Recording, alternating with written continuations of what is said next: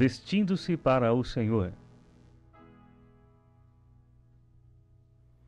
Hoje à noite eu quero chamar sua atenção para Romanos 12, versículo 1 e 2. Vou pregar hoje à noite sobre vestindo-se para o Senhor. Vestindo-se para o Senhor. Romanos 12, versículos 1 e 2.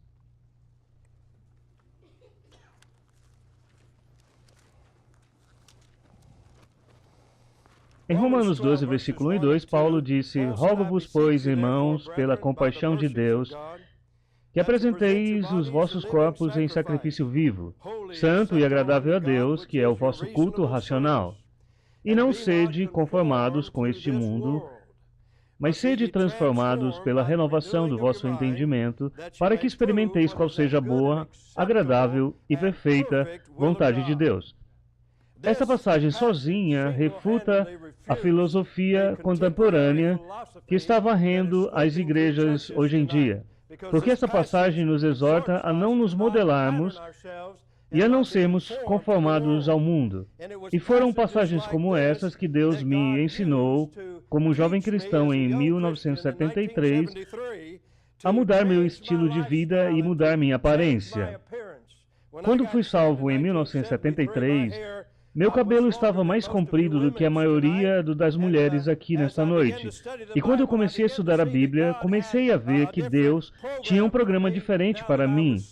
Agora que eu era salvo, e até a minha aparência seria afetada pela minha salvação. Vemos que a separação do mundo não é uma questão de orgulho e justiça própria. É uma questão de obediência a um Deus poderoso, que é o que as Escrituras nos ordenam a fazer.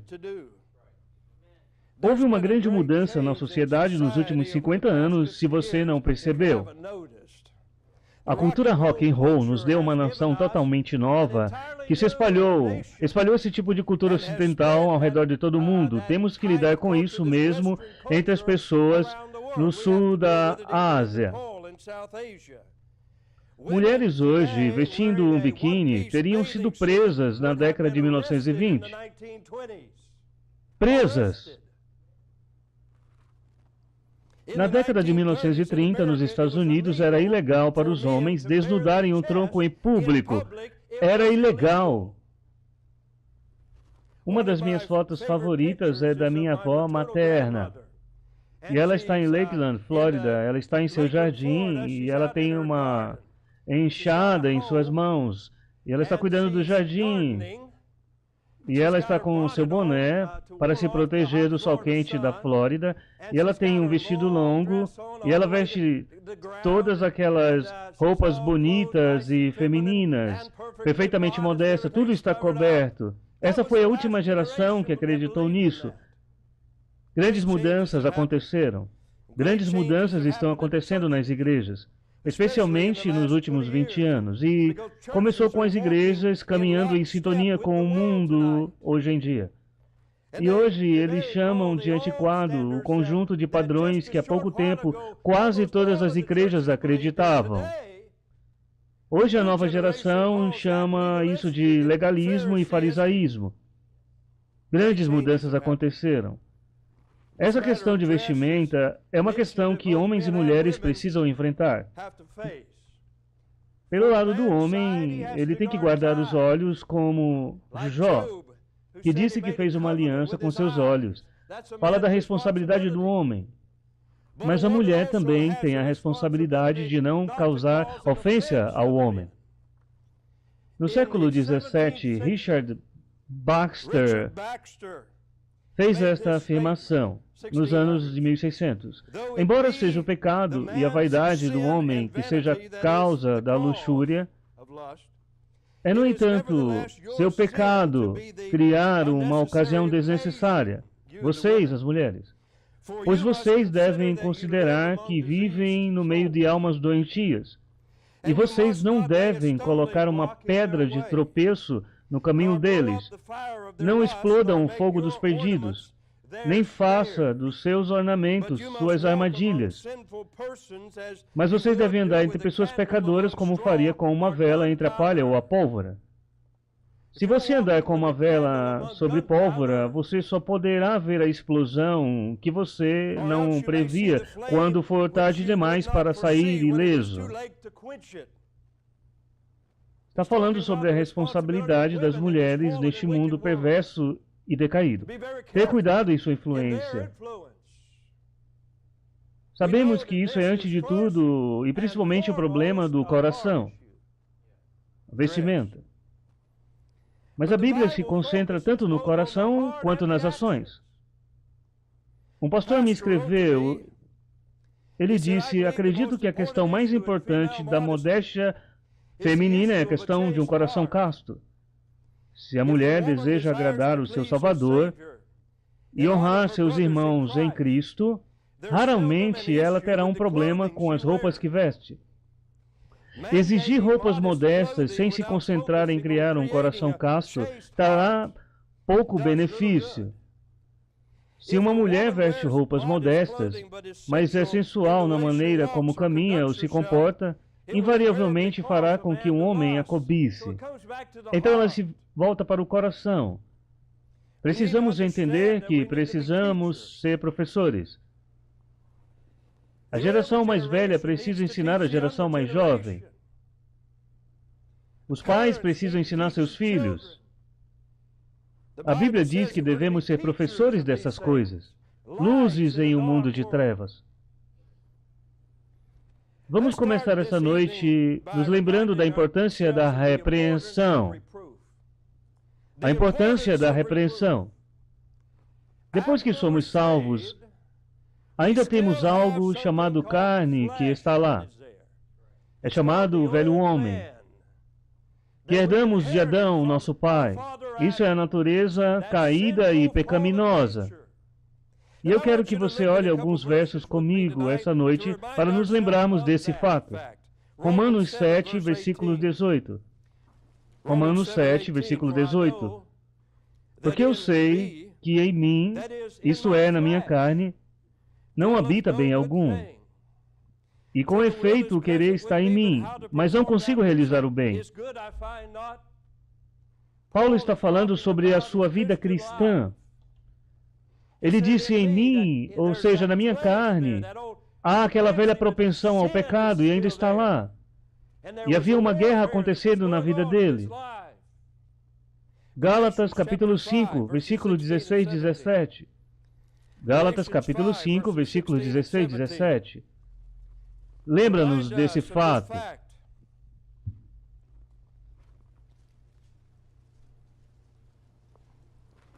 Digo, porém, andai no Espírito, e não cumprireis a concupiscência da carne. Então há uma batalha que descreve a carne querendo do seu jeito, e o Espírito querendo do outro jeito. Antes de sermos salvos, o Espírito de Deus não estava lá, e estávamos perfeitamente à vontade, vivendo na carne. Mas quando fomos salvos, o Espírito de Deus veio habitar em nós. Foi quando essa guerra começou, mas a carne ainda está lá. Em Efésios capítulo 4, versículo 21. Efésios capítulo 4, versículo 21.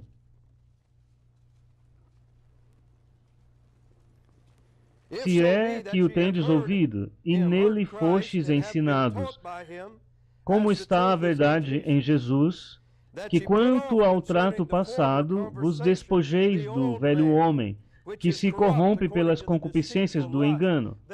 A definição do velho homem se refere à nossa natureza corrompida e pecaminosa. Eu devo mortificar essa natureza uma vez que tenha sido salvo. O velho homem está morto posicionalmente em Cristo, mas em outro sentido, no sentido prático, diário, nós devemos mortificar a carne dia após dia, porque ele ainda está lá e ainda está sempre voltando para nós. Mortificar. E com certeza não podemos confiar em nossos próprios pensamentos e sentimentos naturais e apenas vivemos a vida cristã de acordo com o que sentimos e só seguimos o que parecer certo e bom para nós. Não podemos viver assim porque ainda há algo dentro de nós, maior que nós, e que nos quer levar ao pecado e à rebelião contra Deus, mesmo depois que fomos salvos. Uma passagem que todo cristão deve memorizar logo depois que tenha sido salvo é Provérbios 3, 5 e 6. Provérbios 3, 5 e 6. Confia no Senhor de todo o teu coração. Reconhece-o em todos os teus caminhos. E não te estribes no teu próprio entendimento. Não te estribes no teu próprio entendimento. Reconhece-o em todos os teus caminhos, e Ele endireitará as tuas veredas. E, portanto, a repreensão de Deus é uma parte necessária da vida cristã vitoriosa. É por isso que a Bíblia diz ao pregador para pregar, redarguir, repreender e exortar. Porque é uma parte necessária da vida cristã vitoriosa. Sermos repreendidos, sermos reunidos e sermos ensinados a nos mantermos no caminho que Deus quer que andemos, e é a repreensão que nos mantém no caminho correto. Repreensão. Vá comigo a Provérbios por alguns minutos. Provérbios 6, versículo 23. Este é um dos temas de Provérbios, um livro muito importante na Bíblia. Fui desafiado, quando eu era um jovem cristão, a ler um capítulo de Provérbios todos os dias. E foi uma decisão importante que tomei, como um jovem cristão, fazer isso. Provérbios, um livro tão poderoso e importante. E um dos temas é a necessidade da repreensão.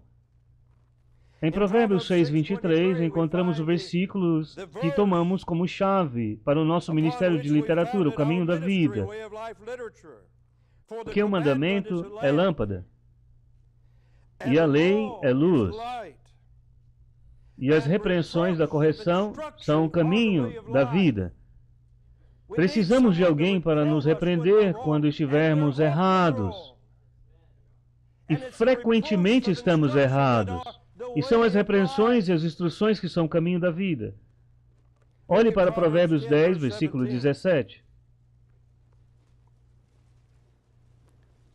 Provérbios 10, 17. O caminho para a vida é daquele que guarda a instrução, mas o que deixa a repreensão comete erro. A pessoa que diz, não me diga o que fazer, eu não preciso de um pregador me dizendo o que fazer, está errando. Ela está fora do caminho. Provérbios capítulo 12, versículo 15. O caminho do insensato é reto aos seus próprios olhos. Assim é o caminho do tolo. Eu era um completo tolo antes de ser salvo. Eu disse ao meu pai, você não vai me dizer como viver. E quando eu saí do exército dos Estados Unidos e recebi alta com honra por algum motivo, fiz uma promessa e disse que nunca cortaria meu cabelo. Que promessa tola. Mas o que eu estava dizendo era, ninguém vai me dizer o que fazer. Eu era um tolo. O caminho do tolo é reto para ele, vou fazer o que eu quero fazer. Mas o que dá ouvidos ao conselho é sábio. A pessoa sábia entende que precisa de aconselhamento, repreensão, instrução e correção. E é um grande presente ser reprovado por algo que você está fazendo de errado. Eu tive muitos problemas quando eu era menino. Tantos problemas, eu era constantemente chamado a ver meu pai ou a entrar no escritório do diretor. E nunca foi um prazer ser reprovado, e nunca é. Mas a pessoa sábia sabe que precisa disso. Em Provérbios capítulo 15, versículo 31. Provérbios capítulo 15, versículo 31. Os ouvidos que atendem à repreensão da vida farão a sua morada no meio dos sábios. Esse é um bom lugar para morar entre os sábios. E para morar entre os sábios, você precisa ter ouvidos para ouvir a repreensão da palavra de Deus. Morar entre os sábios. E, portanto, a repreensão é algo muito necessário. E a atitude de alguém em relação à repreensão é um dos maiores testes da verdadeira sabedoria e para sabermos onde estamos espiritualmente.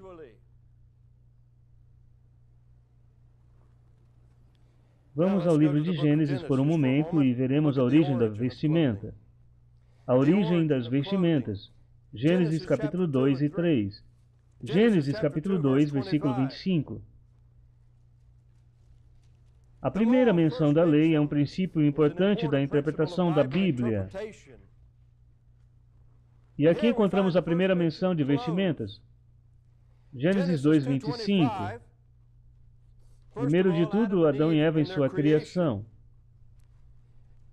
E ambos estavam nus, o homem e sua mulher, e não se envergonhavam.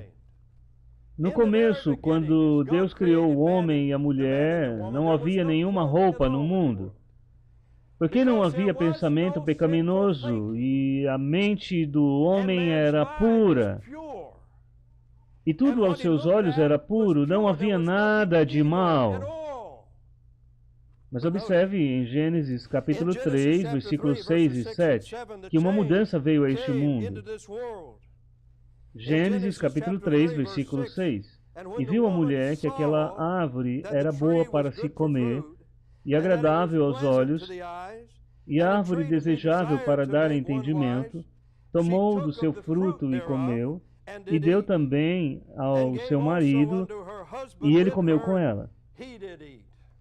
Então foram abertos os olhos de ambos, e conheceram que estavam nus, e coseram folhas de figueira, e fizeram para si aventais.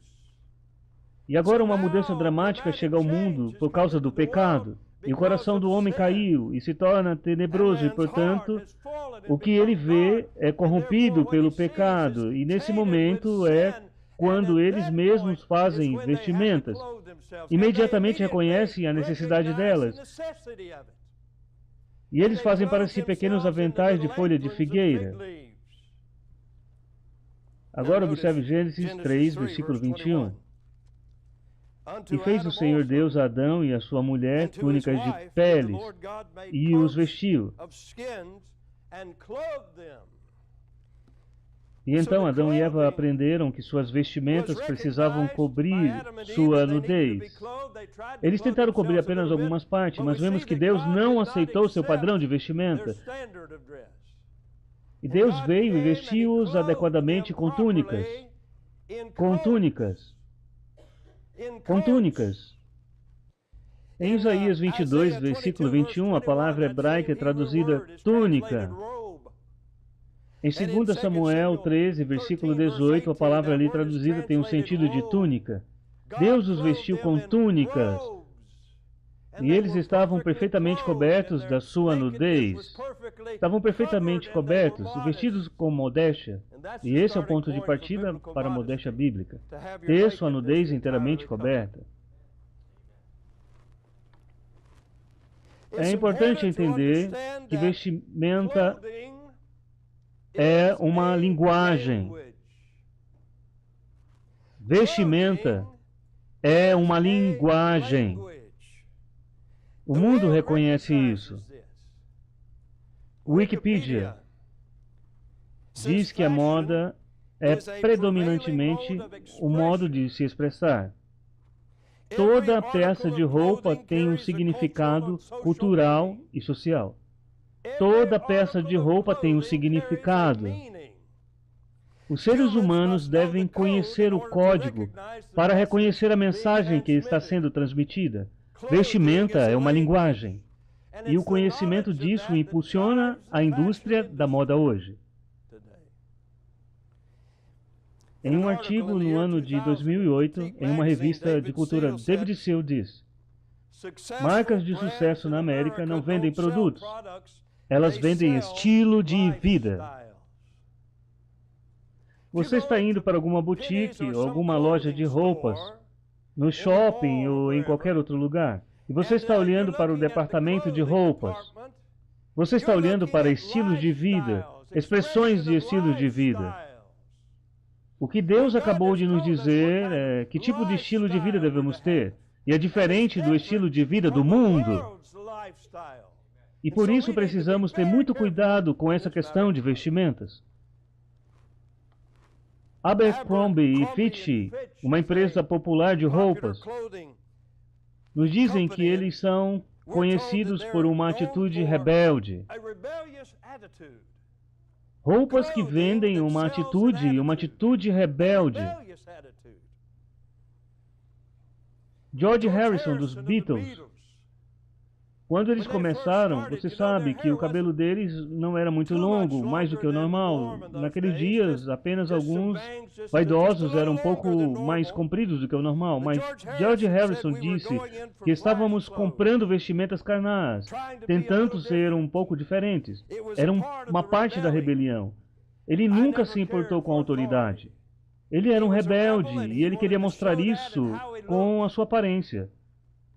Dizem que Mary Quant é a inventora da mini-saia, dos cortes e penteados curtos nas mulheres. Ela disse que queria fazer algo ousado e controverso. Ela queria ultrapassar os limites. Ela disse, eu queria algo que fosse um símbolo de libertação. As mulheres não foram libertadas. Foram postas em cativeiro por causa disso.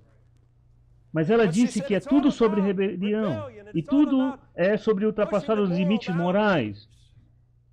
Vivienne Westwood, que inventou a moda estilo punk, ela disse, acho que a moda é a forma mais forte de comunicação que existe. Só é interessante para mim se for subversivo. Essa é a única razão pela qual estou na moda, para destruir a palavra conformidade. David Kidd é um pastor. Sua família se veste de maneira muito conservadora e modesta. Eu soube que um dia uma estudante universitária o procurou perguntando por que sua esposa e suas filhas se vestiam daquele jeito. E ele respondeu com outra pergunta. Ele perguntou, se você estivesse no shopping e você visse uma garota em um vestido longo e largo, qual seria a sua primeira impressão dela? E aquela jovem universitária respondeu, provavelmente, que ela seria crente. Certo, é exatamente isso. Essa é a mensagem que devemos enviar aos pecadores, que somos pessoas peculiares, que pertencemos a Jesus Cristo, que amamos e servimos a um Deus Santo e que não pertencemos ao mundo, que somos estranhos e peregrinos ao caminhar por este mundo. Mas este mundo não é o nosso lar e estamos indo para um lugar melhor. E devemos finalizar isso com nossas roupas. E fazemos isso de uma maneira ou de outra. Vestimenta é uma linguagem. Estilos de roupas não são inocentes. Elas pregam uma mensagem.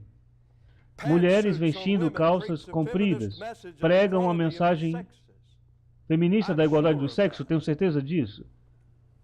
Roupas apertadas, decotadas, curtas, coladas ao corpo pregam a mensagem da sexualidade de um mundo perdido. Jeans rasgados pregam a mensagem da afetação barata da pobreza. Por que você quereria sair por aí com calças rasgadas? Você faz isso se não tiver dinheiro suficiente para comprar roupas decentes, se estiver vivendo em um país pobre como o Nepal. Eles nunca andariam por aí com rasgo nas calças, eles usariam calças decentes se pudessem pagar. E que mensagem os jovens estão dando com as calças rasgadas, comprando calças rasgadas? Bem, eu não me importo com a minha aparência. E estão fingindo serem pobres e desleixados, essa é a mensagem. Saias de fenda pregam a mensagem do frete sexual. E o importante não é a mensagem que a roupa diz sobre você. O importante é a mensagem que o mundo recebe por suas roupas. O mundo entenderá o que suas roupas significam.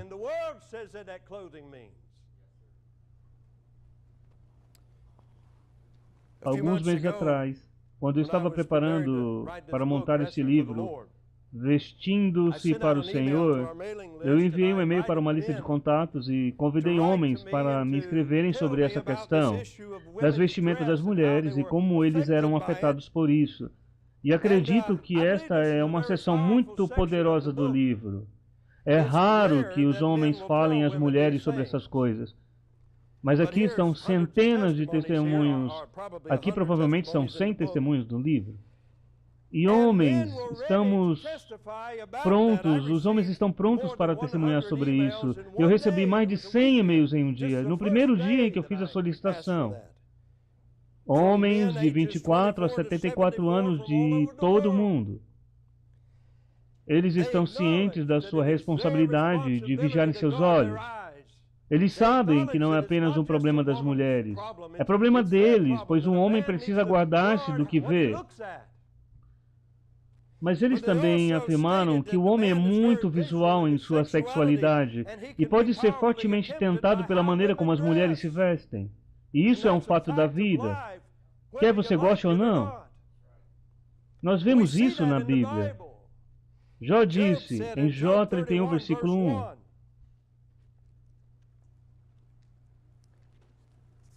Jó 31, versículo 1. Fiz aliança com os meus olhos. Como, pois, os fixaria numa virgem? Por que ele faria tal aliança? Porque é uma tentação poderosa fixar o olhar numa virgem. O caso de Sansão nos mostra isso em Juízes 14, versículo 1. Juízes 14, versículo 1 a 1. O homem mais forte que já viveu. Juízes 14, versículo 1. E desceu Sansão a Timnate, e vendo em Timnate uma mulher. Qual é o problema? Aquilo para que ele olhou foi o problema. O caso de Davi nos fala sobre isso. Davi era um homem segundo o coração de Deus. Davi foi o maior salmista de Israel. Davi era um homem de Deus. Você lê Salmos e vê como ele escreve sobre Deus com amor intenso. E Davi ainda assim derramou sangue inocente nesse tempo, porque ele seguiu os seus olhos. Em 2 Samuel 11, versículo 1 e 2. 2 Samuel 11, versículo 1 e 2. Um capítulo muito triste. E aconteceu que, tendo decorrido o ano, no tempo em que os reis saem à guerra, enviou Davi a Joabe e com ele os seus servos, e a todo Israel. E eles destruíram os filhos de Amon e cercaram a Rabá. Porém, Davi ficou em Jerusalém. E aconteceu que numa tarde Davi se levantou do seu leito e andava passeando no terraço da casa real. E viu do terraço a uma mulher que se estava lavando. E era esta mulher muito famosa à vista. O que ela estava fazendo lá? Estava se lavando.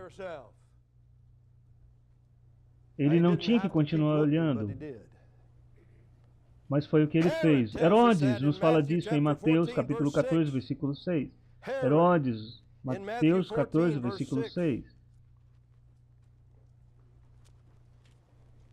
Festejando, porém, o dia natalício de Herodes, dançou a filha de Herodias diante dele e agradou a Herodes. Eu posso lhe garantir que não foi a música que o agradou, tanto que ele disse, eu vou te dar o que você desejar, e deu-lhe a cabeça de João Batista em uma bandeja, por causa da sua luxúria. O que aquela garota fez enquanto estava dançando e como estava vestida? Perguntei aos homens sobre estilos de roupas femininas, particularmente a respeito destas. Saias justas, saias apertadas, saias de fenda, saias longas com fendas acima dos joelhos, blusas e vestidos decotados, blusas apertadas, blusas transparentes, jeans justos, calções e bermudas, maiôs de uma peça. Perguntei a eles, isso tem algum efeito sobre você? Muitos dos homens, a maioria dos homens disse que todos esses vestidos de roupas femininas acima mencionados tinham um potencial real de luxúria. E eles enfatizaram, senhoras, que as roupas apertadas são tão tentadoras quanto as roupas curtas. Eles enfatizaram, senhoras, que as roupas apertadas são tão tentadoras quanto as roupas curtas. As respostas que os homens enviaram foram muito sinceras. Um homem disse, obrigado por esse pedido. Esta área é o grande desafio da minha vida.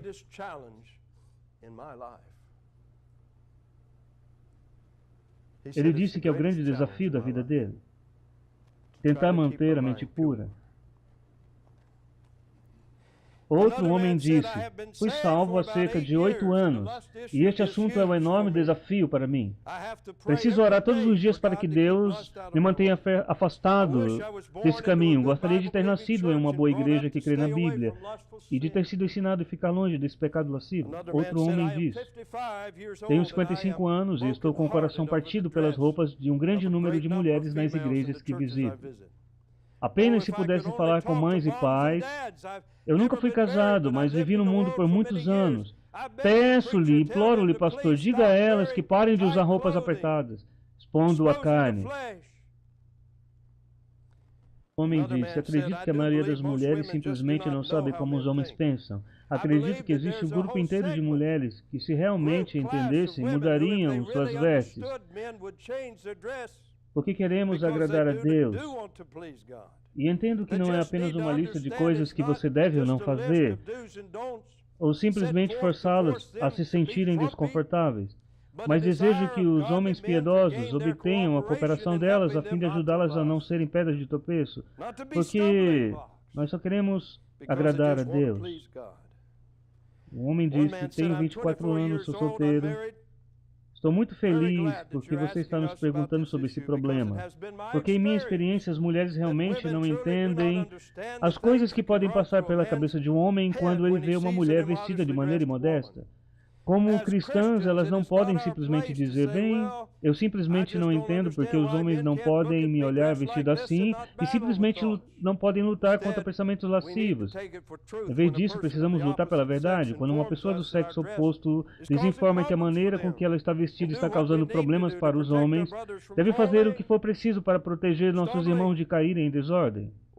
O homem disse: muitas mulheres costumam se vestir de forma mais atraente a fim de atrair os homens e não sabem o que realmente isso é perigoso para elas. Sou investigador criminal aposentado. Atuei em investigações de crimes por 17 anos e meio. Eu acredito que muitos homicídios e agressões físicas sérias foram provocadas por vestes imodestas. A mulher cristã que nasceu de novo não se veste dessa forma. Outro homem disse: isso diz muito sobre o caráter de uma mulher quando ela evita os estilos do mundo, andando de tal maneira que as pessoas saibam que ela é diferente. Isso diz muito sobre o caráter. Muito obrigado por abordar essa questão. Eu sou um cristão que está na estrada ministerial há muitos anos e em tempo integral há 20 anos. Sou pai solteiro. Minha esposa morreu de câncer há quase 9 anos. Tenho 4 filhos, 3 com idade menor de 18 anos. Eu me concentrei no trabalho nas áreas de habitação pública. Dizer que eu já vi de tudo seria um eufemismo.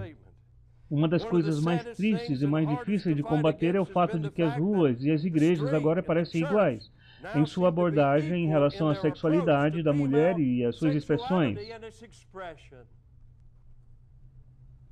Outro homem disse: como cristão que viveu 20 anos no mundo, eu posso ver muito bem essa situação. Essa é uma batalha que deve ser constantemente travada por alguém que esteve nesse mundo perdido no passado. Olhar para uma mulher em um belo vestido modesto, sem nada exposto, é agradável aos olhos. E para por aí. Eu acredito que é verdade. Uma mulher em um belo vestido modesto, sem nada exposto, é agradável aos olhos. E para por aí. O vestido é uma coisa poderosa. Um homem disse: eu frequento uma igreja batista fundamentalista independente muito conservadora, onde o pastor e sua esposa dão exemplo. Infelizmente, vejo que, embora muitas vezes algumas mulheres em nossa igreja sempre usem vestidos ou saias na igreja, sempre compridas e abaixo dos joelhos, mas que ainda há um pouco de preocupação com a moda. E às vezes isso compromete a verdadeira modéstia na busca por uma boa aparência para estarem na moda. Muitas dessas senhoras são queridas e doces mulheres cristãs. Esposas dedicadas, servas dedicadas, não acredito que elas pretendam ser uma distração. Eu apenas não acho que elas percebam que são. O homem disse: eu sou um americano vigoroso. Desejo ter pensamentos e palavras aceitáveis diante de Deus. Sou um homem casado e feliz há 28 anos. A questão bíblica da modéstia é melhor entendida pela compreensão da fraude. Ninguém deve tomar nenhuma ação pela qual faça com que os desejos sejam suscitados num outro e que não possam ser satisfeitos com justiça. Eu acredito que a frase bem folgado e comprido deve ser o lema do vestuário feminino cristão. Bem folgado e comprido. Bem, é um excelente padrão. Tento dizer às jovens que posso influenciar para o bem, que o tipo de peixe que você pesca depende da isca que você usa e para onde lança a sua linha. E se não puder conquistar um homem na igreja com vestido modesto, não deseje conquistar um de qualquer jeito. Um homem disse: você está absolutamente certo sobre as mulheres que não veem perigo nisso. Elas podem exigir versículos da Bíblia para sustentar a afirmação de que certas roupas sempre produzem luxúria. Mas a verdade é que se essas roupas causam luxúria, elas estão participando do problema. E há escrituras específicas que excluem todas as peças de roupas que os designers são capazes de produzir. O homem disse: eu acredito que há uma tremenda falta de entendimento por parte da maioria das mulheres sobre o que elas vestem e o porquê. Nossa igreja ensina e prega sobre essas coisas e eles fazem um excelente trabalho ensinando que isso é uma questão espiritual. Elas conhecem os fatos, o problema para elas é aceitar e viver de acordo com a verdade. Ouvi dizer que elas dizem que só queremos que elas pareçam idosas, e se isso significa vestir-se modestamente, digo que sim. Tente olhar para as mulheres mais velhas, que estão tentando ensinar as mais jovens, como disse Tito, através do exemplo. Eu recebi muito mais. E publicamos nesse livro. Sim, isso é um grande problema. Agora vamos fazer uma pausa por um minuto e depois iremos ver as principais passagens sobre esse assunto na Bíblia.